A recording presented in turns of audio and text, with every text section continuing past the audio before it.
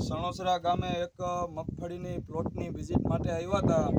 તો હવે બાપાએ આપણી બધી ટ્રીટમેન્ટ કૃષિ મોલની કરેલી છે. તો આપણે બાપા સાથે વાતચીત કરીએ કે હું એમનું કહેવાનું છે.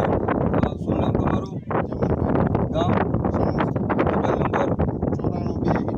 94 હવે આપણે આ મગફળી આપણે જોઈ શકો છો કે કેટલા દિવસની થઈ છે બાપા? 100 દિવસ. 100 દિવસની મગફળી થઈ છે. અને મગફળીમાં કઈ રીતના અત્યારે માલ ને ફાલ ને બેહેલો છે?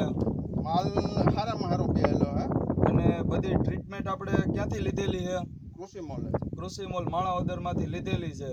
તો બીજા કોઈ ખેડૂત મિત્રોને તમારે મગફળીની કે અથવા કોઈ બી પાકની ટ્રીટમેન્ટ કરાવવી હોય તો ક્યાંથી કરાવવી જોઈએ બાપા?